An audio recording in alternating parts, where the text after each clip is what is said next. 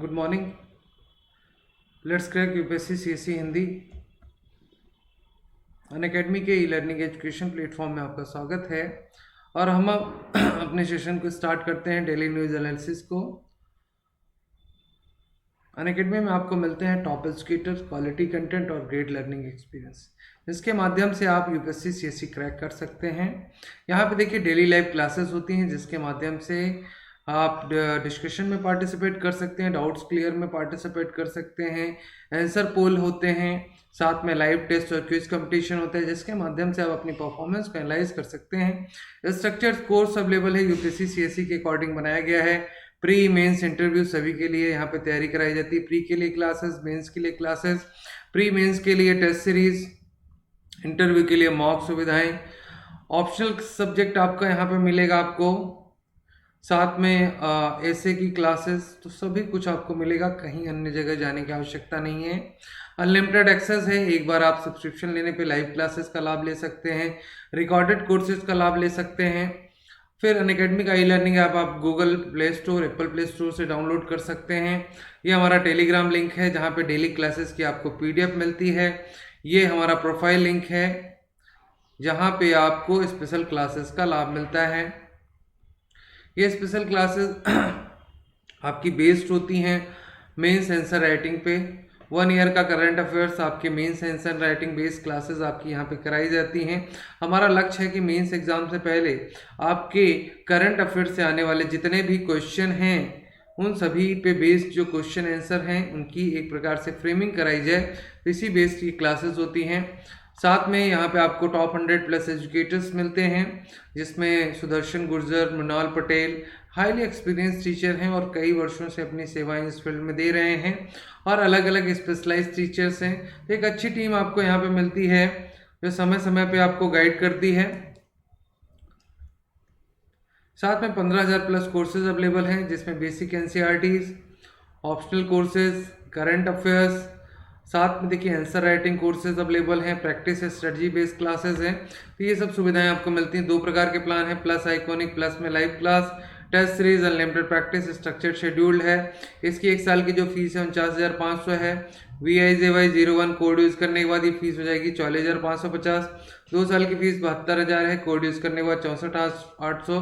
3 साल की फीस 90,000 है, कोड यूज़ करने के बाद 81,000। सेकेंड आइकॉनिक प्लान है। आइकॉनिक में आपको एक टीम मिलती है, जो समय समय पे आपको गाइड करती है। आपके daily mains question answer writing practice पे ध्यान दिया जाता है, पर्सनलाइज फीडबैक आपको दिया जाता है कि क्या कमियां हैं आखिर। तो इसकी फीस जो है 1 साल की वो 69,500 है। कोड यूज़ करने के बाद VIJY01 ये फीस हो जाएगी 62,550। 2 साल की फीस 1,07,000 है, कोड यूज़ करने के बाद 96,300। 3 साल की फीस 1,41,000 है, कोड यूज़ करने के बाद 1,26,900। तो देखिए क्या है कि ये चार्जेस सभी कुछ अभी बढ़ने वाले हैं कोर्सेज के, तो आप जल्द से जल्द सब्सक्रिप्शन लें। फिर 6 मंथ का जो क्लास है, उसके कोर्सेज जो हैं वो है आपका ऑप्शनल की बात कर रहे हैं, 22,500 है। कोड यूज़ करिए VIJY01, ये इसकी फीस हो जाएगी 20,250। 1 साल की फीस है 27,500, कोड यूज़ करने के बाद 24,750। 2 साल की फीस 40,000 है, कोड यूज़ करने के बाद 36,000। 3 साल की फीस जो है 50,000 है, कोड यूज़ करने के बाद 40,000। तो जो भी 1 से 2 साल के कोर्स दिए हुए हैं, ये देखिए इसलिए बनाए गए हैं कि आपको कोई एग्ज़ाम यूपीएससी क्रैक करने के लिए प्रॉपर स्ट्रेटजी की आवश्यकता होती है। ये स्ट्रेटजी आप तभी बना सकते हैं जब आपके पास एक फिक्स ड्यूरेशन हो, क्योंकि आपको एनसीईआरटीज़ कवर अप करना है, साथ में ट्रेडिशनल पार्ट कंप्लीट करना है, उसके अलावा आपको ऑप्शनल भी करना है।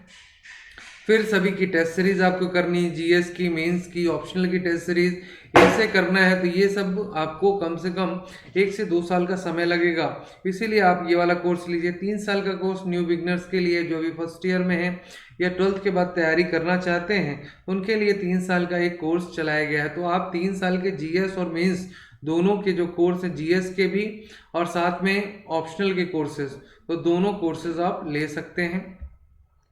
फिर ऑप्शनल, सभी प्रकार के ऑप्शनल यहाँ पे आपको अवेलेबल हैं, तो आप चाहें तो ये प्लान ले सकते हैं।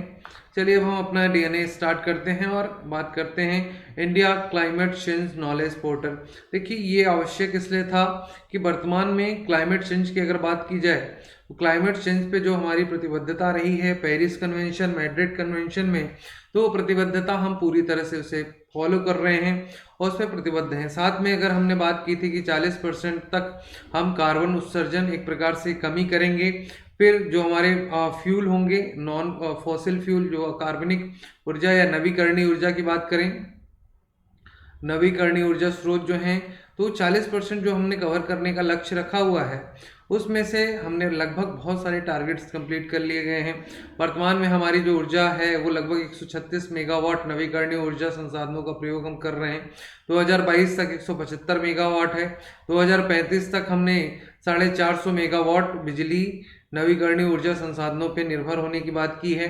तो हम अपनी प्रतिबद्धता के अनुसार काम कर रहे हैं। तो इसी से संबंधित India climate change knowledge portal develop किया गया है। इसका मूल उद्देश्य क्या है कि एकल बिंदु सूचना संसाधन प्रोवाइड कराना, जिसका क्या है कि बहुत जितने भी मंत्रालय हैं उनके द्वारा जलवायु परिवर्तन संबंधित जितने भी कार्यक्रम किए जा रहे हैं, जितनी भी पहले की जा रही हैं, वो सब आपको इस पोर्टल पे मिलेगा। तो ये एक अच्छा प्रयास है। एक गुड गवर्नेंस की बात करें एक, ठीक है, और एक पर्यावरण के प्रति अगर जागरूकता की बात करें तो सभी के द्वारा एक प्रकार से प्रयास किए जाने की आवश्यकता है। हर मंत्रालय, हर व्यक्ति के द्वारा पर्यावरण स्वच्छता के क्षेत्र में काम करने की आवश्यकता है। तो गवर्नमेंट कर रही है, तो गवर्नमेंट जितने भी मंत्रालय हैं सभी को एक ज्वाइंट पोर्टल उन्होंने बना के रखा है। तो मूल उद्देश्य क्या है कि इन पहलों की स्थिति का लाभ उठा सके, जिससे भारत का व्यवहारिक रूप से 2020 पूर्व के जलवायु संबंधी कार्रवाई से जुड़े अपने लक्ष्यों को हासिल कर लिया गया। अभी हमने जो बात की कि जलवायु परिवर्तन से संबंधित जो हमने लक्ष्य निर्धारित किए थे वो लक्ष्य हमने प्राप्त कर लिए हैं, ठीक है। फिर देखिए भारत उत्सर्जन के लिए जिम्मेदार नहीं है। देखिए हम कम से कम उत्सर्जन करने का प्रयास कर रहे हैं। यहाँ तक कि जो हमारे कोयला प्लांट भी थे, ठीक है, जिनको हम कहते हैं थर्मल पावर प्लांट्स, वो थर्मल पावर प्लांट्स भी हम अब ऐसे प्लांट डेवलप कर रहे हैं कि जिनके माध्यम से हम एक प्रकार से कार्बनिक ऊर्जा, जैसे अगर बात की जाए कोयले का प्रयोग करते थे, तो कोयले की जगह हम अन्य कचड़ों का यूज़ करके एनर्जी प्रोड्यूस, जैसे कि अभी हमने बात की थी कि पराली का यूज़ करके, उसके अलावा पत्तियों का यूज़ करके, तो बहुत सारे ऐसे चीज़ें हैं जिनका यूज़ करके हम एक प्रकार से वहाँ पे इग्निशन का काम करेंगे और उसके माध्यम से ऊर्जा जनरेट होगी। फिर फिल्टर की बात करें तो वहाँ पे नाइट्रोजन के लिए, सल्फर के लिए फिल्टर्स लगे हुए हैं जिनके माध्यम से वो वायु प्रदूषण नहीं कर पाएंगे। तो ये सब चीज़ें कहीं ना कहीं फ़ायदेमंद है। भारत जलवायु संबंधी कार्रवाई के संबंध में दुनिया का नेतृत्व कर रहा है, ठीक है। और आप बात करते हैं इंटरनेशनल सोलर अलायंस की बात करें या भारत में एलईडी की बात करें, एलईडी सप्लाई हमने एलईडी बल्ब बहुत सारे बांटे, जिससे कहीं ना कहीं कार्बन उत्सर्जन में कमी आई, ठीक है। और एक प्रकार से ऊर्जा की जो निर्भरता थी, देखिए अगर आप पीले वाले बल्ब की बात करें तो कहीं ना कहीं वो ग्रीन उत्सर्जन को बढ़ाते हैं। ग्रीन एक प्रकार से टेम्परेचर बढ़ाने का काम करते हैं ग्रीन हाउस का। तो इस प्रकार की चीज़ें कहीं ना कहीं नुकसानदेह है। फिर पोर्टल जो है वो क्षेत्रवार अनुकूल है। फिर उनमें समन के उन कदमों को भी इंगित किया गया है जिनके माध्यम से सफलता, देखिए एक पोर्टल है जिसके माध्यम, मान लीजिए किसी मंत्रालय को कोई योजना इंप्लीमेंट करनी है तो आप दूसरे मंत्रालय की सक्सेसफुल योजना का उपयोग करके एक प्रकार से लाभ ले सकते हैं, ठीक है। विभिन्न मंत्रालयों द्वारा एक स्थान पर अद्यतन जानकारी उनके क्रियान्वयन के लिए उठाया जा रहा है कि जिससे एक आदमी, एक मंत्रालय दूसरे की एक प्रकार से सक्सेसफुल प्लान का यूज करके अपने यहाँ भी एक प्रकार से जो है कार्बन उत्सर्जन में कमी कर सके। तो इस प्रकार के प्रयास होने चाहिए। बहुत अच्छा है कि गवर्नेंस में ऐसे प्लान होने चाहिए। सभी को एक साथ मिलके काम करने की आवश्यकता है क्योंकि मुद्दा बड़ा है। क्लाइमेट एनर्जी का है, एक प्रकार क्लाइमेट चेंज का मुद्दा है। और एनर्जीज को अगर आप जैसे कार्बनिक उत्सर्जन के लिए देखिए, सबसे ज़्यादा अगर हम बात करें सतत विकास की अगर बात की जाती है तो विकास में सतत का मतलब यही है कि ऐसे संसाधनों का प्रयोग करिए जो आने वाले भविष्य में क्या हो, एक प्रकार से जो आपके फ्यूचर है, जो आने वाली जनरेशन है, उसे भी उन संसाधनों का उपयोग करने का मौका मिले, ठीक है। एक प्रकार से स्वच्छ ऊर्जा संसाधनों की अगर और बढ़ा जाए तो ये सफल हो सकता है, ठीक है। फिर नॉलेज पोर्टल की बात करते हैं। यह पोर्टल नागरिकों के बीच सरकार द्वारा जलवायु परिवर्तन की समस्याओं को संबोधित करने के लिए राष्ट्रीय और अंतर्राष्ट्रीय दोनों स्तरों पर उठाए जा रहे सभी प्रमुख कदमों के बारे में जानकारी देगा। तो इस देखिए केवल राष्ट्रीय नहीं, एक प्रकार से आवश्यकता है इस प्रकार की ट्रांसपेरेंसी बढ़ाने की, ठीक है, और इसका दूसरे यूज कर सकें। देखिए इस पोर्टल में शामिल 8 प्रमुख घटक हैं। इन घटकों को आपको याद रखना है क्योंकि मेंस में आप इनको यूज कर सकते हैं कि भारत की जलवायु प्रोफाइल क्या है, ठीक है। एक एकीकृत डेटा नेटवर्क होगा ये, जहां पे क्लाइमेट चेंज से संबंधित जितने भी इनिशिएटिव हैं वो सब एक प्लेटफॉर्म पे आपको पता चलेंगे। फिर एक प्रोफाइल बनाई जाएगी कि हम कौन से फ्रेम पे काम कर रहे हैं। उसके अलावा देखिए क्लाइमेट चेंज को प्राप्त करने के लिए एक राष्ट्रीय नीति फ्रेमवर्क बनाया जाएगा। फिर एनडीसी जो है, एनडीसी लक्ष्य जो है, ठीक है, उनको प्राप्त करने के लिए नेशनल डेवलपमेंट जो गोल हैं, एक प्रकार से वो जो लक्ष्य बनाए गए हैं उनको प्राप्त करने के लिए जो भी चीज़ें हैं वो मिलेंगी। अनुकूल संबंधित कार्यवाही, अगर एनजीटी से संबंधित अगर बात करें कि पर्यावरण से संबंधित जो कार्यवाहियाँ की जा रही हैं उसके संबंधित। फिर समान संबंधित कार्रवाई सेम वही। द्विपक्षीय और बहुपक्षीय सहयोग, जैसे कि मान लीजिए आपने ब्रिटेन के साथ कार्बन उत्सर्जन में कमी करने के लिए सहयोग हाल ही में किया, उसके अलावा जापान जैसे देशों के साथ, तो जो भी आप सहयोग कर रहे हैं उनके क्या आयाम हैं, उनके क्या प्रभाव हैं, उनके बारे में पता चलेगा। अंतर्राष्ट्रीय जलवायु वार्ताओं के बारे में, जैसे मान लीजिए अभी मैड्रिड कन्वेंशन हुआ तो मैड्रिड में भारत की क्या प्रतिबद्धता थी, पेरिस में क्या प्रतिबद्धता रही, पृथ्वी सम्मेलन से लेके अब तक हमने क्या किया, क्या अचीवमेंट लिया, तो इस प्रकार की चीजें एक प्रकार से सभी को पता चलेगी। रिपोर्ट्स बनाई जाएंगी, उनका प्रकाशन होगा, तो एक अच्छा है, एक अच्छा प्रयास है। तो ये आप मेंस पॉइंट ऑफ व्यू में ऐसे चीज़ों को याद रखिएगा कि मेंस जब एग्जाम होगा आपका, तो अगर पर्यावरण से संबंधित कोई क्वेश्चन आता है कि उसमें गवर्नमेंट के इनिशिएटिव या गवर्नमेंट कोई ऐसे कार्यक्रम बनाए कि जिसके माध्यम से कहीं ना कहीं एक प्रकार से सभी को एक साथ लाया जाए, तो आप इस पोर्टल का एग्जाम्पल दे सकते हैं। ये बहुत अच्छा प्रयास है। चलिए अब आगे बात करते हैं हनी एफपीओ प्रोग्राम के बारे में। एफपीओ का मतलब फार्मर्स प्रोड्यूस ऑर्गेनाइजेशन,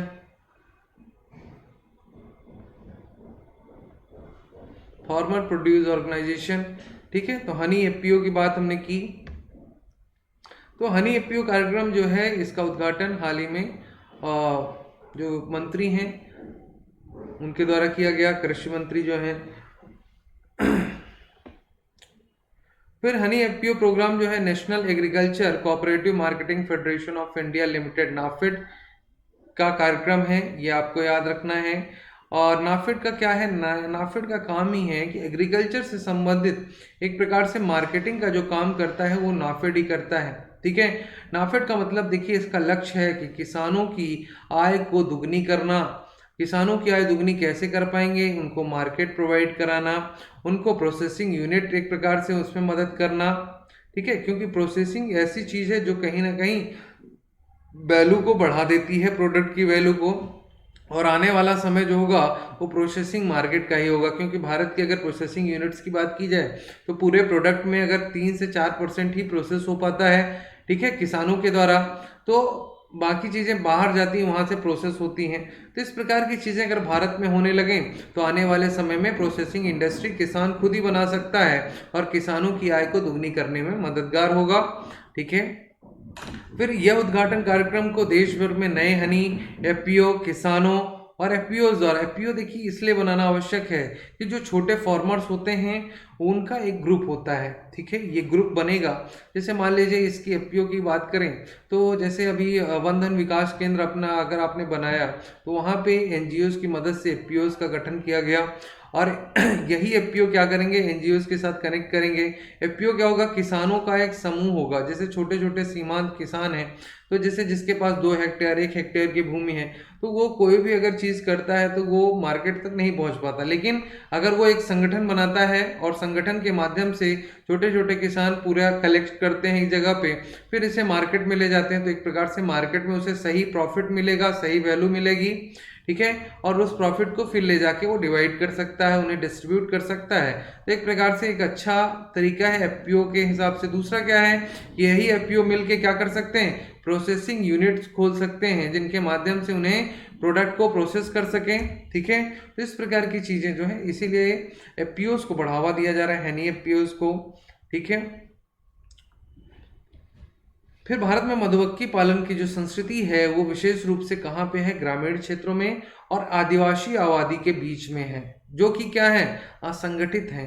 और अभी आपको पता है असंगठित क्षेत्र के मजदूरों का डेटा जो है वो बनाया जा रहा है, डेटा बैंक क्रिएट किया जा रहा है। ये डेटा बैंक क्यों बनाया जा रहा है, डेटा बैंक इसीलिए बनाया जा रहा है कि जिससे ये जितने भी क्षेत्र हैं इनको एक प्रकार से कुछ ना कुछ आर्थिक मदद दी जा सके, या इनके रोजगार के सृजन के तरीके, इनको ट्रेनिंग, तो ये सब चीज़ें कहीं ना कहीं दी जा सके, जिसके माध्यम से इनमें वो स्किल डेवलप हो कि ये अपने प्रोडक्ट की वैल्यू को बढ़ा सकें और खुद की जो स्थिति है उसमें सुधार कर सकें। सरकार भी इनके स्वास्थ्य के लिए, वित्तीय समावेशन के लिए बहुत सारी योजनाएं ला सके। ठीक है, भविष्य के लिए जैसे पेंशन फंड, इन सब से इनको रिलेट एक प्रकार से जोड़ सके, ये उद्देश्य है। फिर शहद उत्पादन और मधुमक्खी पालन की संस्कृति देश में बहुत अधिक है, लेकिन उद्योग अभी भी अविकसित हैं। इस प्रकार इस कार्यक्रम का उद्घाटन किया गया है। तो यहाँ पे क्या है कि देखिए, हनी की बात की जाए तो आपके यहाँ हनी उत्पादन होता है, लेकिन इतने बड़े पैमाने पे नहीं होता है। दूसरा, अगर होता भी है तो एक प्रकार से उसे संगठित नहीं किया गया, उसके लिए कार्य योजनाएं नहीं बनाई गई हैं। तो इसलिए आवश्यक था कि इसके लिए भी स्पेशल प्रोग्राम बनाया जाए। तो यही प्रोग्राम लाया गया है, हनी एफपीओ प्रोग्राम जी। ठीक है, नाफेड के अंतर्गत इसे स्टार्ट किया गया है। इन मुद्दों को संबोधित करेगा इस कार्यक्रम के माध्यम से नाफेड हनी एफपीओ के माध्यम से एक मध्यस्थ के रूप में कार्य करेगा। यह मधुमक्खी पालन आपूर्ति श्रृंखला के तत्वों के बीच खाई को भरेगा। तो मधुमक्खी पालन आपूर्ति श्रृंखला जो है, सप्लाई चेन जो है, देखिए वो क्या है कि बाहर से आपको या फिर मंगाना पड़ता है अच्छी क्वालिटी का हनी, लेकिन अगर भारत में ही उसकी प्रॉपर प्रोसेसिंग हो जाए और किसानों को ही एक प्रकार से नाफेड के माध्यम से मार्केट्स प्रोवाइड कराए जाएं, पैकेजिंग यूनिट्स बनाई जाएं, ये पॉसिबल हो पाएगा जब ज़्यादा से ज़्यादा एफपीओ बनेंगे। ठीक है, समूह बनेगा किसानों का जो इसको प्रोड्यूस करते हैं, तो ही ये पॉसिबल हो पाएगा। तो नाफेड क्या करेगा, एफपीओ के माध्यम से एक मध्यस्थ के रूप में कार्य करेगा, साथ में ये श्रृंखला जो है, आपूर्ति श्रृंखला जो कस्टमर तक है उसकी पूर्ति करेगा, वो गैप दूर करेगा। नाफेड मधुमक्खी पालन करने वाले किसानों के लिए मूल्य पारिश्रमिक सुनिश्चित करेगा। ठीक है, तो नाफेड का ही काम है कि वैल्यू क्या होनी चाहिए, आखिर आप किस रेट पे बेचेंगे, तो ये पारिश्रमिक जो है वो सेट करेगा नाफेड, जिससे उन्हें इससे का नुकसान ना हो और वो प्रोत्साहित हो सके। देखिए, ज़्यादा वैल्यू मिलेगी, अच्छा प्रॉफिट मिलेगा, तो आप प्रोत्साहित होंगे कि इसको किया जाए। ठीक है, फिर बेरोजगार महिलाओं और आदिवासी आबादी के लिए एक व्यवसाय के रूप में मधुमक्खी पालन को बढ़ावा देने के लिए भी काम करेगा तथा उनकी आजीविका को बढ़ाने में मदद करेगा। ठीक है, तो किसानों की आय दुगनी करने का जो गवर्नमेंट का लक्ष्य है वो पूरा हो सकता है। ठीक है, देखिए, एफपीओ को राष्ट्रीय मधुमक्खी बोर्ड के मूल प्रमुख के रूप में ISFP द्वारा बनाया गया है। ठीक है, तो ये जो राष्ट्रीय मधुमक्खी बोर्ड है ये एफपीओ के प्रमुख होंगे और उनका क्रियान्वयन किसके माध्यम से होगा, नाफेड के माध्यम से होगा। तो ये याद रखना है। इसमें देखिए वही है, छोटे और सीमांत किसानों की जीवन शैली को बदलने में मदद करेगा। यह किसान की आय को बढ़ाने और दुगना करने में मदद करेगी, जो हमने अभी बात कर ली। फिर देखिए गवर्नमेंट का क्या लक्ष्य है कि देश में कृषि सुधारों को लागू करने के लिए उन्होंने क्या कहा कि एफपीओ की स्थापना की जाए और नए लगभग 10,000 नए एफपीओ को बनाया जाए कि जिनका गठन किया जाए और उनके संवर्धन के लिए योजनाएं शुरू की जाए। तो मेन क्या उद्देश्य है कि एफपीओ के माध्यम से जो छोटे, देखिए सीमांत किसानों की अगर बात करें पूरे भारत में तो 80% जो किसान हैं आपके लघु और सीमांत किसान हैं। तो लघु सीमांत किसानों के लिए योजनाओं को लाना आवश्यक है। तो देखिए योजनाएं तभी इम्प्लीमेंट हो सकती है जब ज़्यादा से ज़्यादा फार्मर्स प्रोड्यूस ऑर्गेनाइजेशन बनाए जाएं कि जो एक प्रकार से यूनाइट होकर काम कर पाएं और वो मार्केट तक पहुंच पाएं, तभी तो आप सरकारी योजनाओं का लाभ ले पाएंगे। ठीक है, तो ये चीज़ है कि अपने ग्रुप बना के और आप सरकार से अपनी मांगे भी रख सकते हैं, अपनी बातों को भी रख सकते हैं, अपनी जो नई योजनाएं हैं उनका भी लाभ ले सकते हैं। तो इस प्रकार की चीज़ें होनी चाहिए, इसीलिए एफपीओस के 10,000 एफपीओस के गठन की बात की गई है। और ये एरिया कौन सा कवर किया जाएगा, देखिए इसके माध्यम से पश्चिम बंगाल के सुंदरवन को, उत्तर प्रदेश के मथुरा को, बिहार के पूर्वी चंपारण को, मध्य प्रदेश के मुरैना, राजस्थान के भरतपुर, जहां पे मधुमक्खियों के पालन की संभावनाएं ज़्यादा हैं, वहाँ पे ये कार्यक्रम चलाया जाएगा। मध्य प्रदेश के चंबल फेड शहद उत्पादन सहकारी समिति है, इसे 11 नवंबर 2020 को सहकारिता अधिनियम के तहत पंजीकृत किया गया था। तो देखिए एक प्रकार से कोऑपरेटिव सोसाइटीज बनाई जाएं, एफपीओज बनाए जाएं, जिनके माध्यम से इन योजनाओं का क्रियान्वयन किया जाए। तो देखिए एक अच्छा प्रयास है।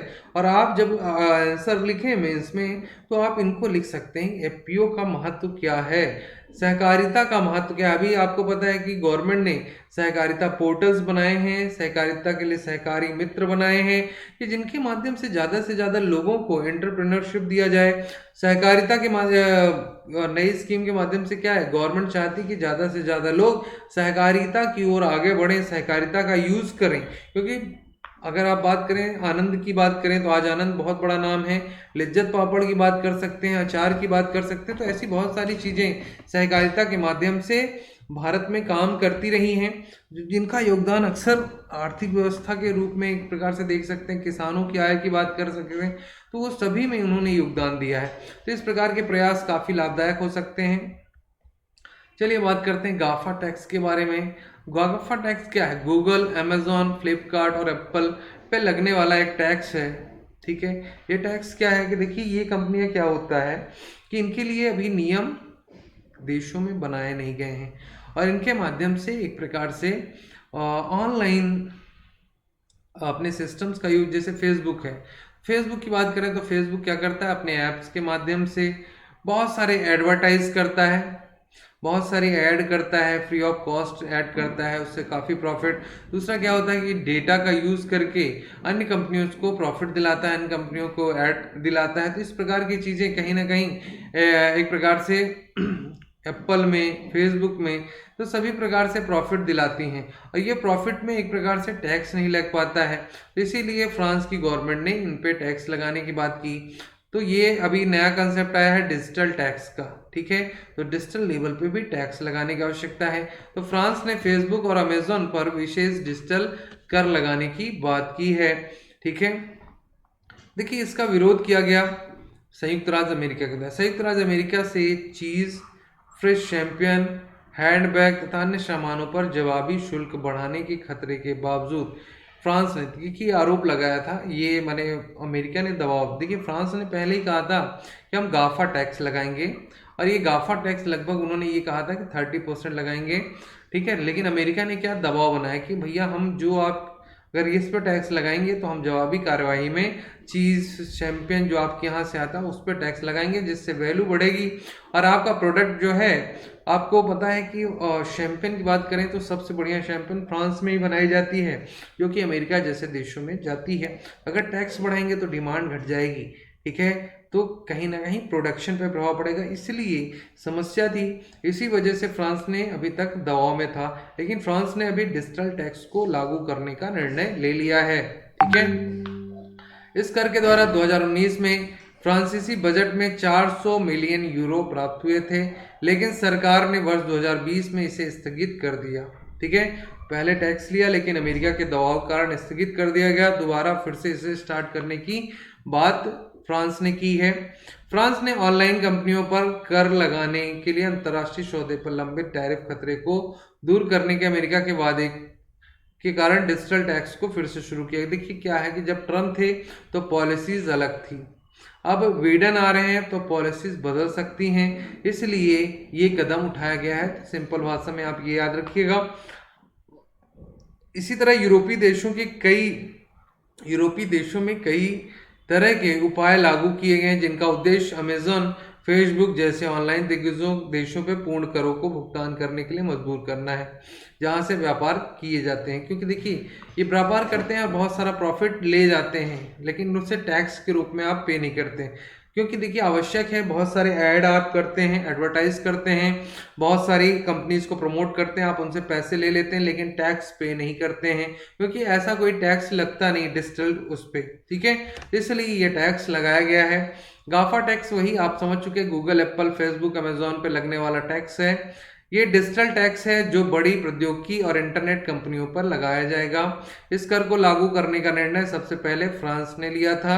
अभी अन्य देश भी इस पे विचार कर रहे हैं, जैसे भारत खुद ही इस पे विचार कर रहा है, क्योंकि इतनी बड़ी आबादी है, इतने बड़े लेवल पे ये संस्थाएं काम कर रही हैं और उससे काफ़ी पैसे कमाती हैं, लेकिन ये टैक्स के रूप में बहुत कम अमाउंट देती हैं।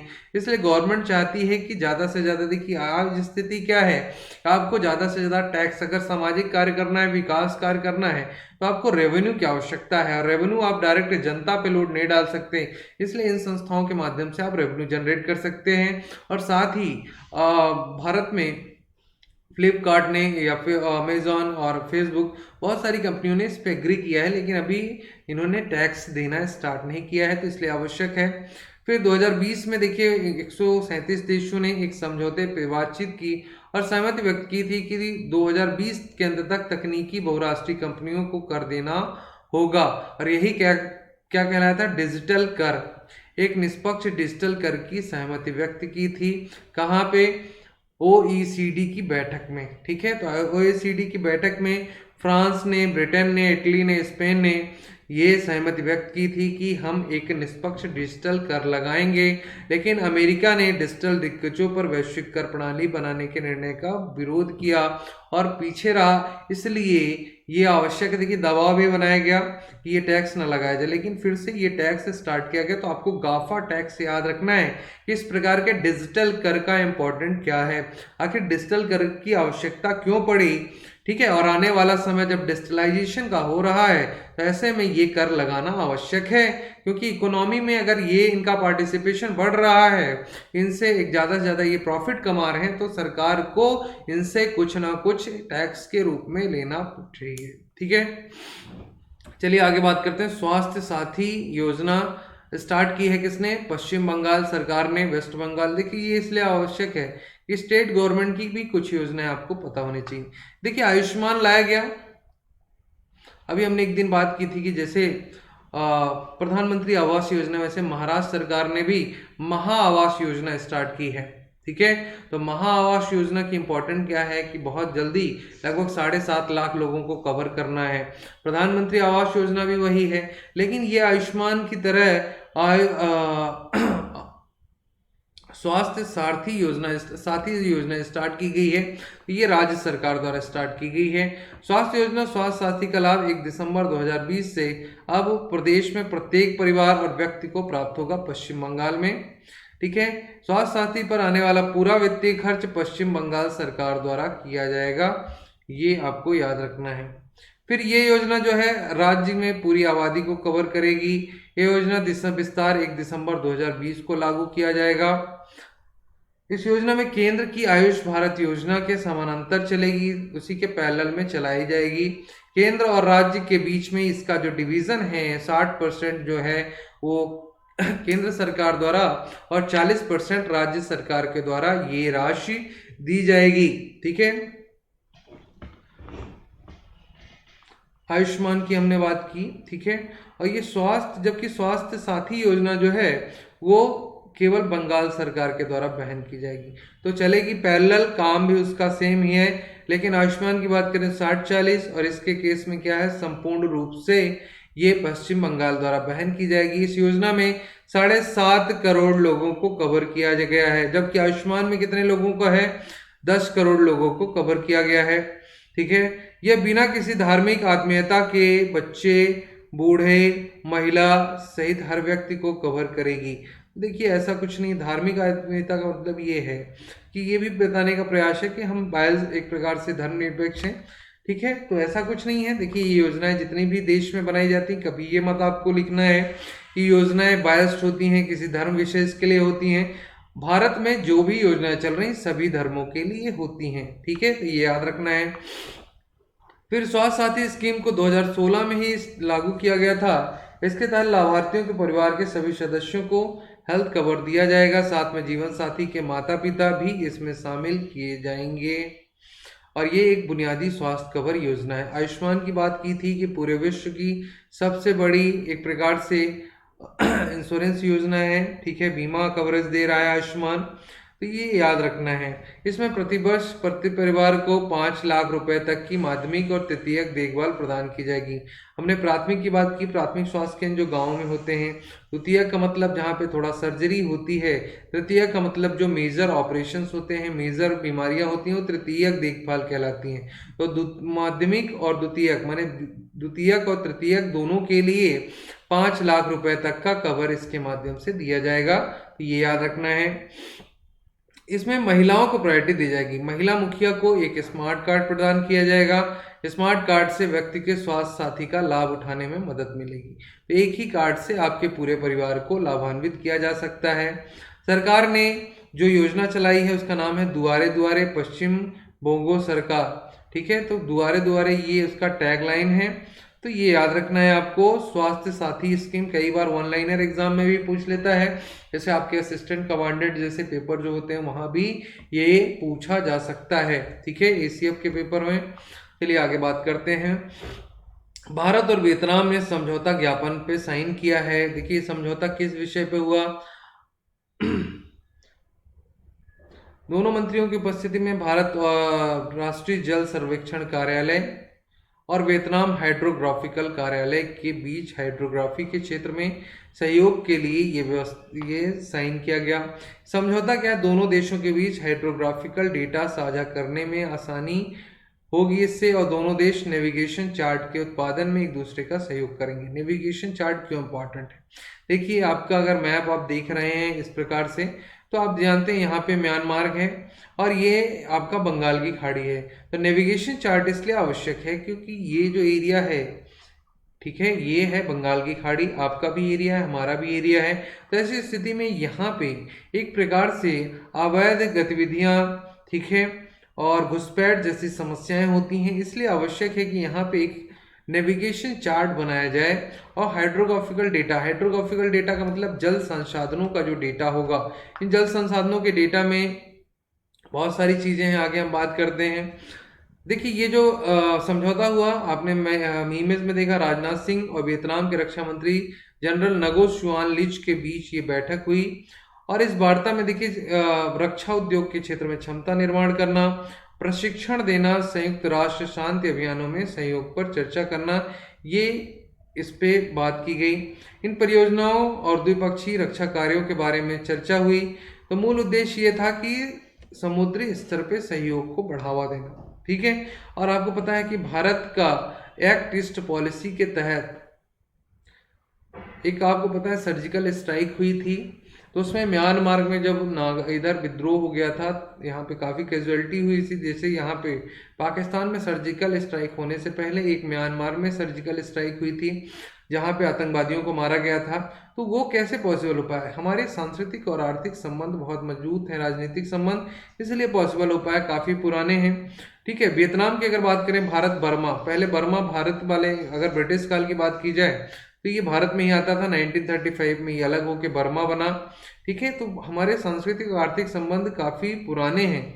अच्छा, वियतनाम युद्ध के दौरान, सॉरी हमने म्यांमार की बात की, वियतनाम युद्ध के दौरान, वियतनाम की बात है ये, सॉरी, ठीक है। वियतनाम की बात करें, वियतनाम की ये देखिए, ये पूरा एक्ट ईस्ट पॉलिसी के तहत, जैसे आपने मैप की हमने बात की, तो ये देखिए इधर से ऐसे कुछ करके ऐसे है वियतनाम। और ये बात करें, ये देखिए ये है वियतनाम, ठीक है। अभी वियतनाम में आसियान की बैठक हुई, ठीक है। आसियान देशों की बैठक जो हुई वो वियतनाम ने रिप्रेजेंट किया था। तो भारत का क्या है कि पूरे जितने भी 10 देश हैं आसियान कंट्रीज के साथ, साउथ ईस्ट एशिया कंट्रीज के साथ, तो सभी देशों के साथ हमारे सांस्कृतिक और आर्थिक संबंध रहे हैं। यहाँ तक कि आप जानते हैं कि मंदिरों का निर्माण हो या कला का निर्माण हो, तो सभी कुछ जुड़ाव रहा है। तो भारत और वियतनाम संबंध अधिक मजबूत हुए हैं। भारत ने कंबोडिया वियतनाम युद्ध के कुछ गैर साम्यवादी देशों के साथ वियतनाम की सहायता की थी। फिर नवंबर 2007 में दोनों देशों के बीच में राजनीतिक, रक्षा, सुरक्षा, आर्थिक सहयोग, वाणिज्यिक व्यवस्था, विज्ञान, प्रौद्योगिकी, सांस्कृतिक और बहुपक्षीय क्षेत्रीय सहयोग के 33 सूत्री कार्यक्रमों पर हस्ताक्षर किए गए। इसलिए यह आवश्यक था कि ये समझौते देखिए होने पॉसिबल हैं। हाइड्रोग्राफी की चलिए बात करते हैं इंपॉर्टेंट चीज़ें। इसके अंतर्गत महासागरों, समुद्र तटीय क्षेत्रों, झीलों और नदियों आदि को मापने के साथ साथ आगामी समय में आने वाले विभिन्न परिवर्तनों की व्याख्या की जाती है। हाइड्रोग्राफी का मतलब ये है कि महासागरों में जो संसाधन हैं उनका आप देखिए, उनके बारे में जानकारी, तटीय क्षेत्रों के बारे में आपके पास मैप होना चाहिए एक प्रकार से, उनकी जानकारी, झीलों नदियों के बारे में जानकारी, उनके बारे में उनकी मैपिंग, और साथ में विभिन्न परिवर्तनों की व्याख्या, जैसे कि मान लीजिए सुनामी है, चक्रवात है, या उनमें परिवर्तन आ रहा है क्लाइमेट चेंज की वजह से या लोगों के अतिक्रमण की वजह से, तो ये सब चीज़ें जो है, जो भी चेंजेस हो रहे हैं उनकी जैव विविधता के बारे में वो पूरा मैप करना।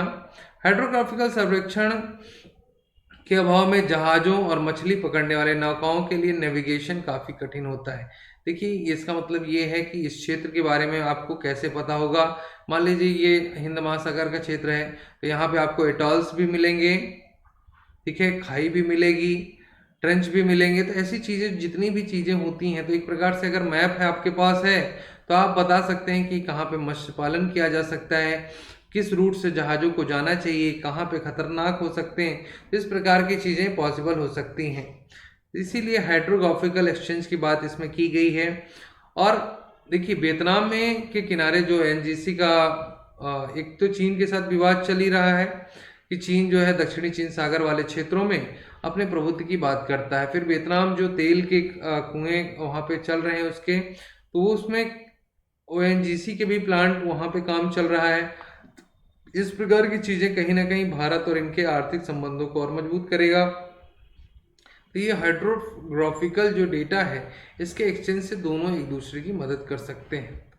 ये हाइड्रोग्राफिकल दिवस की बात करते हैं तो 21 जून को मनाया जाता है। ये दिवस सर्वप्रथम 2006 में आयोजित किया गया था।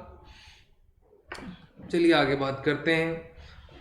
भारत मालदीव श्रीलंका की समुद्री सुरक्षा पर रणनीति समझौते। अभी आपको पता है 2+2 जब वार्ता हुई तो माइकल पोम्पियो जो थे वो भारत आए और उसके बाद बैठक हुई। फिर उसके बाद वो कहाँ गए, मालदीव गए। फिर मालदीव के बाद श्रीलंका, और आपको पता है कि श्रीलंका ने चीन के साथ एक प्रकार से बहुत सारे समझौतों में से पीछे हट गया है। मालदीव की बात करें तो मालदीव क्या कर रहा है, इनके डिफेंस में एक सैन्य शक्ति का निर्माण कर रहा है अमेरिका के साथ मिलके, किसके, चीन के डिफेंस में।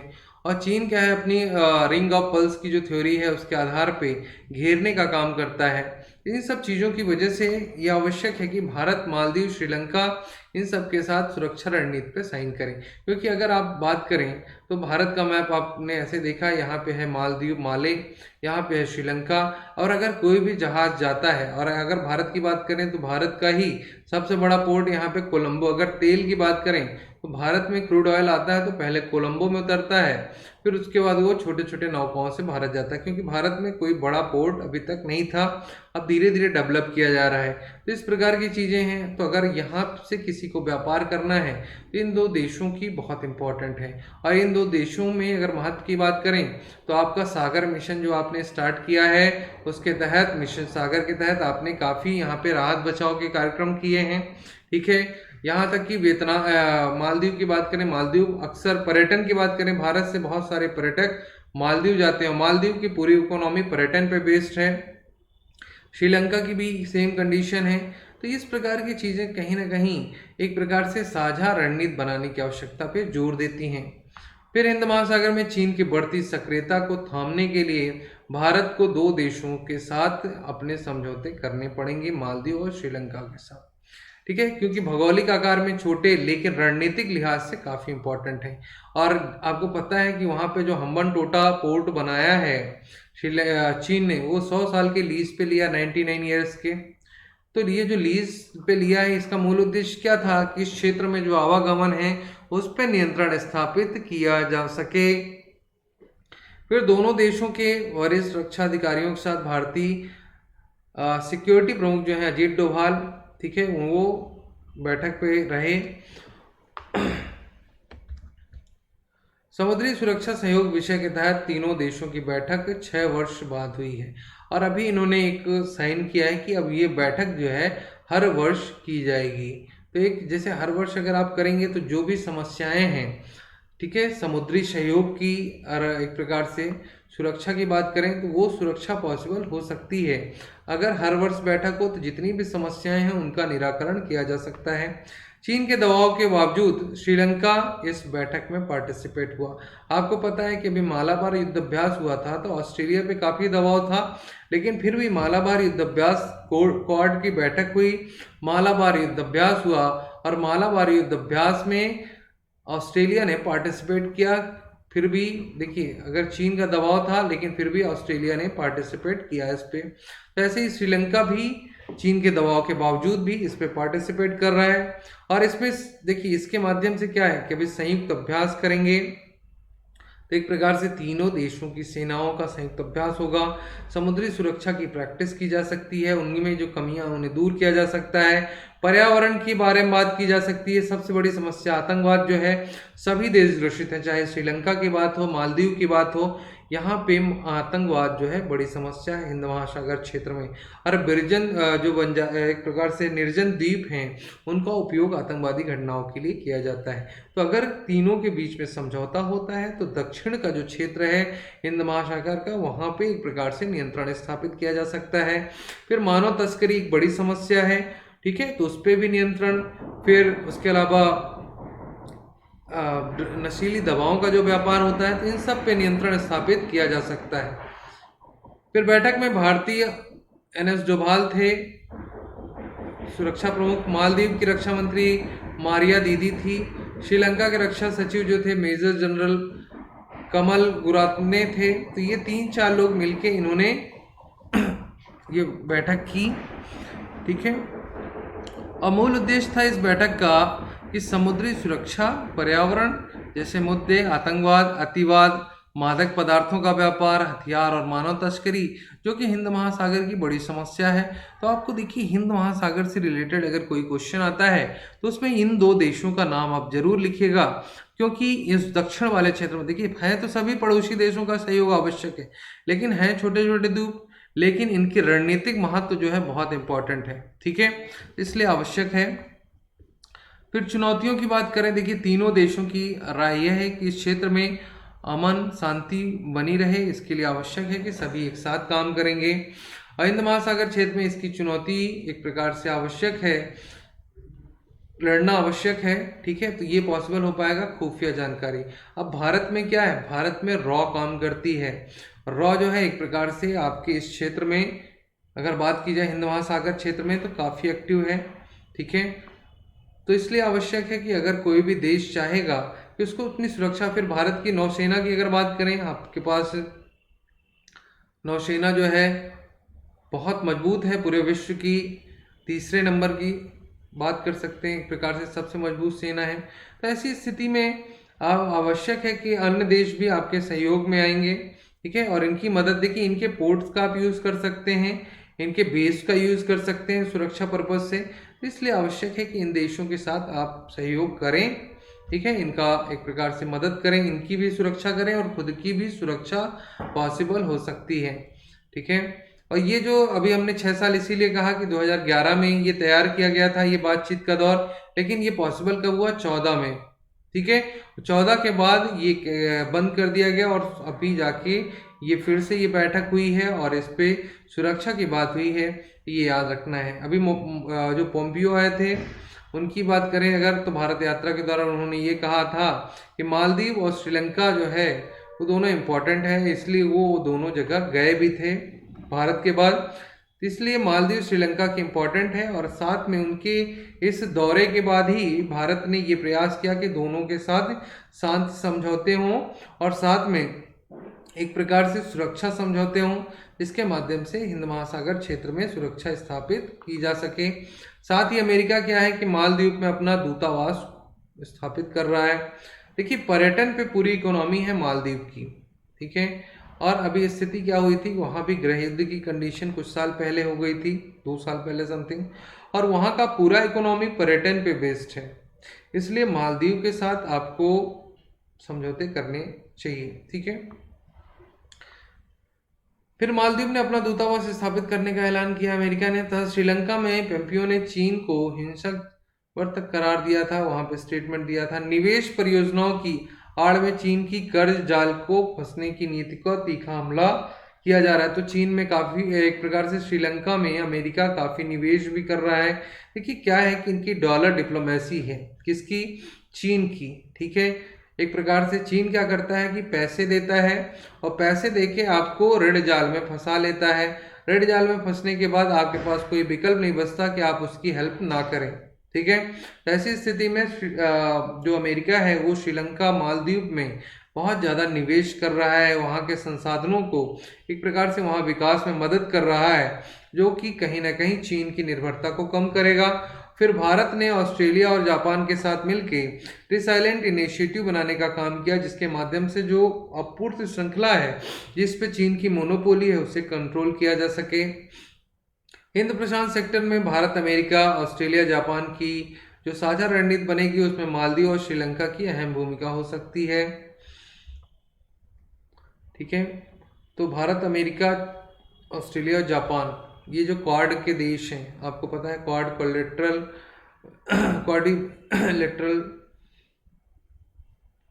डायलॉग है। ठीक है। 4 देशों का ये समूह है। तो मालदीव और श्रीलंका के बीच में अगर आपको संबंध बनाना है तो आपको ये जो क्वाड समिट है, क्वाड समूह है, इसकी बड़ी इंपॉर्टेंट है। ठीक है। तो इसलिए आवश्यक है। चलिए हम आगे बात करते हैं। एससीओ की बैठक कहाँ होने वाली है? आज होगी। एससीओ की बैठक कहाँ पे होगी? भारत में। ठीक है। लेकिन अभी क्या होगी? वर्चुअली होगी।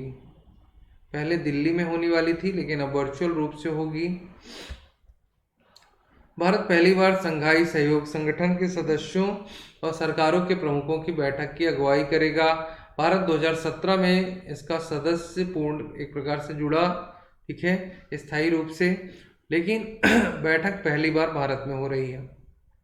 पहले नई दिल्ली में होने वाली थी लेकिन अभी ये वर्चुअली होगी। और इसमें देखिए पाकिस्तान के विदेश मंत्री इसमें शामिल होते, अगर यहाँ पे होती कोविड की वजह से नहीं, अगर दिल्ली में होती तो। लेकिन अभी वर्चुअली कौन शामिल होगा इसका भी डिक्लेरेशन नहीं हुआ है। 30 नवंबर को यह बैठक होगी जिसकी अध्यक्षता कौन करेंगे? भारत के उपराष्ट्रपति एम वेंकैया नायडू करेंगे। ठीक है। इस बैठक में भारत का प्रतिनिधित्व विदेश मंत्री के स्तर पर ही होता रहा है, लेकिन भारत इस बार आयोजक है, इसलिए इसकी अध्यक्ष एक प्रकार से कौन रिप्रेजेंट करेगा? उपराष्ट्रपति करेंगे, वेंकैया नायडू। ठीक है। फिर 2017 में पूर्णकालिक सदस्य बनाया गया भारत को। भारत के साथ कौन बना था? पाकिस्तान को भी बनाया गया था। ठीक है। तो पहले 5 थे, फिर एक सदस्य बना कौन? किर्गिस्तान बना। फिर उसके बाद 2 और सदस्य बने, भारत और पाकिस्तान। तो टोटल 8 सदस्य हैं इसमें। ठीक है। तो ये इंपॉर्टेंट है। अभी बीच में मंत्रिस्तरीय बैठक हुई थी, हमने बात की थी जिसमें आतंकवाद पे बात की गई थी। ठीक है। एक टास्क फोर्स गठन की बात की गई थी, एक फंड बनाने की बात की गई थी। तो इस प्रकार की पर्यावरण के लिए बात की गई थी। एससीओ में संबोधित भी किया था प्रधानमंत्री मोदी जी ने। ठीक है। तो इसलिए आवश्यक है, ये याद रखना आपको। फिर इसके लिए एजेंडा मोटे तौर पे आर्थिक है। इसमें सदस्य देशों के बीच अगले 1 वर्ष में आर्थिक सहयोग का एजेंडा तैयार करना है, क्योंकि स्थिति ये है कि भारत का अगर बात की जाए तो मध्य एशिया के साथ व्यापार, आपका यूरेनियम की बात की जाए, यूरेनियम की स्थिति, क्रूड ऑयल की बात की जाए। ठीक है। तो ये कहीं ना कहीं आपकी निर्भरता है मध्य एशिया में। ठीक है। तो मध्य एशिया पे निर्भरता है, इसलिए उनके साथ संबंध बनाने की आवश्यकता है। फिर बात करें साउथ नॉर्थ कॉरिडोर की, अस्गावाद समझौते की, ये जितने भी रूट हैं ये मध्य एशिया के लिए ही बनाए गए हैं। ठीक है। तो इसलिए आवश्यक है कि हम आर्थिक सहयोग के एजेंडे पे को तैयार करें और उसके तहत हम विकास कार्य कर सकें। ठीक है। फिर भारत की तरफ से स्टार्टअप्स को और इनोवेशंस के मुद्दे पर सदस्य देशों के बीच में सहयोग को बढ़ाना, इसमें प्रस्ताव पेश किया जाना है। क्योंकि स्टार्टअप इसलिए आवश्यक है कि आपके यहाँ स्टार्टअप से ही ऐसे एक क्षेत्र बचा हुआ है जहाँ पे बहुत तेजी से विकास हो रहा है, क्योंकि इनोवेशंस को बढ़ावा मिल रहा है, इनोवेशन ज़्यादा से ज़्यादा रिसर्च हो रहे हैं। फिर आप पेटेंट की बात करें तो आप भारत में बहुत सारे पेटेंट किए जा रहे हैं, जिनके माध्यम से एजुकेशन, हेल्थ, ठीक है, विज्ञान प्रौद्योगिकी, बहुत सारे क्षेत्रों में, डिफेंस के सेक्टर में, ठीक है, स्पेस सेक्टर्स में स्टार्टअप्स का महत्व बढ़ता जा रहा है। इसलिए स्टार्टअप्स और इनोवेशन दोनों को बढ़ावा देना मूल उद्देश्य है इस बैठक में। चीन की तरफ से ये बनाया, एक प्रकार से बनाया गया संगठन। मई 2020 में चीन के साथ सैन्य तनाव होने के बावजूद भारत ने एससीओ के हर बैठक में हिस्सा लिया, ठीक है, क्योंकि मेन एक प्रकार अगर बात करें तो ये संगठन जो बनाया गया है ये चीन के माध्यम से बनाया गया है।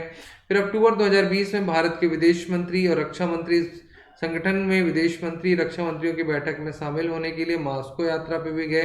तो पिछली बार अक्टूबर 2020 में जो बैठक उससे पहले जो बैठक हुई थी वो कहाँ हुई थी? मॉस्को में हुई थी, ठीक है। अभी जो बैठक हो रही है वो वर्चुअली बैठक कहाँ हो रही है? वो हो रही है भारत में, तो ये याद रखना है आपको।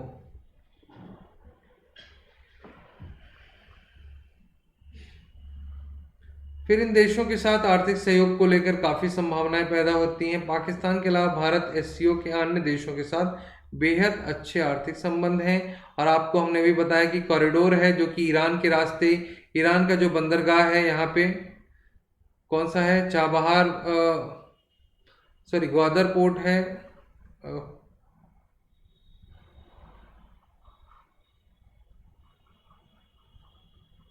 चाबहार बंदरगाह, ठीक है, ये तो पाकिस्तान में है आपका।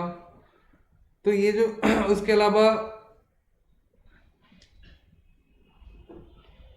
बंदर अब्बास पोर्ट है। तो ये जितने पोर्ट हैं इनके माध्यम से ही अज़गावात समझौता और आपका चाबहार है, ये ग्वादर इधर है, ठीक है, पाकिस्तान में ग्वादर। तो ये जो आपका अज़गावात समझौता है और उसके अलावा south west, south north south corridor है। ये पूरे कॉरिडोर इन्हीं दो बंदरगाहों के माध्यम से मध्य एशिया को कनेक्ट करते हैं। तो ईरान के साथ हमने संबंधों पे काफ़ी बात की कि ईरान भी हमारे लिए इम्पोर्टेंट है। चलिए अब आगे बात करते हैं। ये देखिए सेशल्स के साथ द्विपक्षीय संबंध। तो अभी सेशल्स के साथ जयशंकर प्रसाद जो आपके विदेश मंत्री हैं, उन्होंने, देखिए हमारा क्या मूल उद्देश्य है कि अपने सागर मिशन के तहत, सागर मिशन आपको हमने बताया था कि security and growth for all in region, ठीक है। तो ये पॉसिबल कैसे होगा? जब हम पड़ोसियों के देशों के साथ अच्छे संबंध बनाएंगे, उनके साथ व्यापारिक संबंध बनाएंगे, उनके साथ सांस्कृतिक जुड़ाव करेंगे, तो इस प्रकार से पॉसिबल हो पाएगा। फिर हिंद महासागर आपके लिए रणनीतिक महत्व रखता है, तो ये बिना पड़ोसियों के संबंध के पॉसिबल नहीं हो पाएगा। कोविड काल में हमने क्या किया कि एक प्रकार से अपने सागर संकल्प को मजबूती के साथ काम किया और पड़ोसी देशों की खाद्य श्रृंखला, दवाइयाँ, ठीक है, आर्थिक मदद, इस प्रकार की चीजें हमने की, ठीक है। फिर हिंद महासागर क्षेत्र में चीन की सैन्य मौजूदगी बढ़ाने की कोशिश कर रहा है। ऐसे में पड़ोसियों के साथ मजबूती के साथ काम करने की आवश्यकता है। तो जयशंकर प्रसाद राष्ट्रपति वैवल राम कलावन से मिले और वहाँ पे इस बात, यानी वैश्विक एक प्रकार से साझा सहयोग की बात की गई है, ठीक है। राम कलावन ने कानून के शासन, रूल ऑफ लॉ और लोकतंत्र के मूल्यों को साझा विश्वास पर आधारित दोनों देशों की ऐतिहासिक मजबूती की बात की, क्योंकि दोनों देशों में लोकतंत्र काम करता है, दोनों देशों में रूल ऑफ लॉ के अनुसार शासन किया जाता है, इसलिए दोनों देश एक दूसरे की स्थिति को समझते हैं, ठीक है। तो ये पॉसिबल, क्योंकि दोनों ही अपने यहाँ लोगों को एक प्रकार से, लोकतंत्र का मतलब ये है कि जनता का शासन, ठीक है, जनता का, जनता के द्वारा जनता के लिए। अगर जहाँ पे जनता को मान्यता दी जाती है, जनता के अनुसार काम किया जाता है, तो ऐसे देशों के साथ आप संबंध बना सकते हैं। क्योंकि अगर सैन्य देश के साथ बात की जाए, तो जैसे सैन्य देशों की अभी हमने वियतनाम की बात की, ऐसे देशों के साथ आपके संबंध हैं, तो लोकतंत्रात्मक देशों के साथ आपके संबंध और मजबूती से बन सकते हैं। फिर विदेश मंत्रालय द्वारा एक प्रेस विज्ञप्ति जारी की गई थी जिसमें उन्होंने कहा कि कोरोना काल के बाद भारत और सेशल्स के बीच रणनीतिक साझेदारी को और बढ़ाने का आवश्यक है। ठीक है, और सागर जो भी हमने बात किया कि सागर का फुल फॉर्म क्या है, security and growth for all region. इस ड्रेस कोड के तहत हमने सेशल्स को अपना एक प्रकार से अहम रणनीतिक साझेदार बनाने का प्रयास किया है। ठीक है,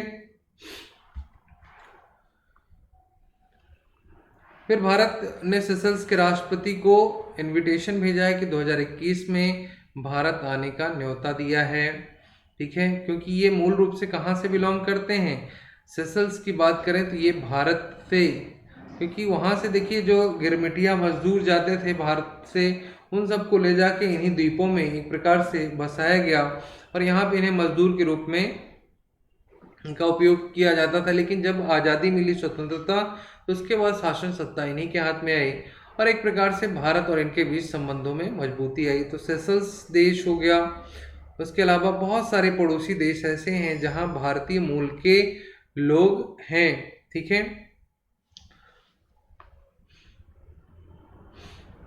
फिर सुरक्षा सहयोग विकास के लेकर मजबूत साझेदारी और लोगों के बीच पुराने संबंधों पर चर्चा की गई।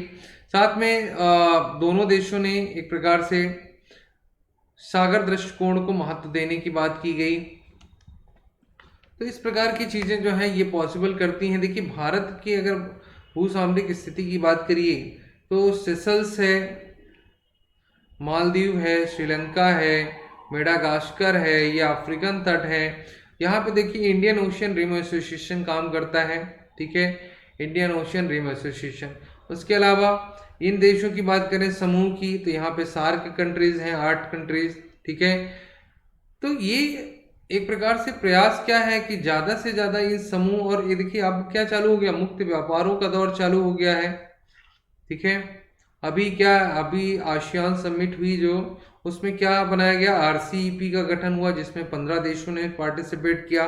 तो देखिए ये सब पॉसिबल तब हो सकता है कि जब आप आर्थिक संबंधों में मजबूती लाएं, क्योंकि आर्थिक संबंधों में मजबूती, सांस्कृतिक संबंधों में मजबूती तभी पॉसिबल हो सकती है जब आर्थिक संबंध मजबूत हों, राजनीतिक संबंध मजबूत हों और सुरक्षा पर्पज से एक दूसरे के ऊपर निर्भरता हो। ठीक है, अब मॉरिशस की बात करें तो मॉरिशस भी एक पड़ोसी देश ही है जहाँ का प्रमुख भी बिहार से बिलोंग करता है। तो यहाँ से बिहारों से बहुत सारे लोग ले जाए गए, यहाँ तक कि आप अगर बात करें उत्तरी अमेरिका के क्षेत्रों की, क्यूबा की बात करें तो उन क्षेत्रों में भी बिहार के बहुत सारे लोग आपको मिलेंगे। दक्षिण अफ्रीका में मिलेंगे जो कहीं ना कहीं भारतीय मूल के हैं, उनके दादाजी या किन्हीं को ही बसाया गया था, वहाँ पे मजदूरी के लिए ले जाया गया था। तो ये भी बहुत चीज़ें ऐसी होती हैं जो आपके सांस्कृतिक जुड़ाव को करती हैं, क्योंकि अगर वहाँ पे गया तो वो अपने कल्चर को, क्योंकि बहुत जल्दी आप छोड़ नहीं सकते अपने कल्चर को, एक पीढ़ी से दूसरी पीढ़ी में आपके सांस्कृतिक और कल्चरल जो एक प्रकार से ट्रांसफॉर्मेशन होता है वो होगा, उससे कहीं ना कहीं जुड़ा हो सकता है। फिर दूसरा, सुरक्षा की खोज बहुत आवश्यक है क्योंकि समुद्री क्षेत्र है। फिर तीसरा ये है कि पर्यावरण, अब पर्यावरण के क्षेत्र में अगर हम अपनी प्रतिबद्धता रखते हैं, साथ में वैश्विक लेवल पे देखिए क्या है कि छोटे देशों की बातें नज़रअंदाज की जाती है, लेकिन अगर भारत वही बात बोलेगा, इन देशों का प्रतिनिधि बन के, चाहे भूटान की बात हो चाहे नेपाल की बात हो, तो इन देशों के अगर प्रतिनिधि बन के भारत अगर बात करता है तो वो चीज़ें वैश्विक पटल पे एक प्रकार से सुनी जाती हैं, उन पे इम्प्लीमेंट किया जाता है, उन पे कार्य योजनाएं बनाई जाती हैं। तो ये जो छोटे छोटे देश हैं इनका प्रतिनिधित्व भी भारत करता है, इनकी सुरक्षा की व्यवस्था भी करता है। साथ में आपदा की कंडीशन में, चाहे मेडागास्कर की बात हो, ऑपरेशन वेनिला चलाया, ऑपरेशन सागर चलाया, मिशन सागर चलाया, तो ऐसे बहुत सारे कार्यक्रम चलाए गए हैं। साथ में भारत इन देशों को एक प्रकार से सुरक्षा देता है, बेस कैंप इनके यूज करता है। तो इस प्रकार की चीज़ें दोनों के बीच में एक रणनीतिक साझेदार के रूप में जनरेट होती है। तो ये हमें देखना आवश्यक है और ये याद रखना है कि आपके लिए मॉरिशस भी आवश्यक है, सेशल्स भी आवश्यक है, मेडागास्कर भी आवश्यक है, श्रीलंका, मालदीव के साथ आपके संबंध मजबूत होने चाहिए और एक्ट ईस्ट पॉलिसी के तहत आपको अदर्स कंट्रीज के साथ भी अपने संबंध, क्योंकि इनके साथ आपके मुक्त व्यापार भी है। ठीक है, तो हमने ये सब बात कर ली। चलिए आज हम अपनी क्लास यहीं फिनिश करते हैं, क्योंकि आज कुछ ज़्यादा इम्पोर्टेंट था भी नहीं। ठीक है, कल संडे में कुछ इम्पोर्टेंट था नहीं, इसलिए आज यहीं पे फिनिश करते हैं। धन्यवाद। ये हमारा टेलीग्राम लिंक है जहाँ पे आपको PDF मिलती है क्लासेस की, और ये कोड है VIJY01, कोड ज़रूर यूज़ करें, आपको 10% का डिस्काउंट मिलेगा। लाइक करिए, शेयर करिए, सब्सक्राइब करते रहिए। धन्यवाद।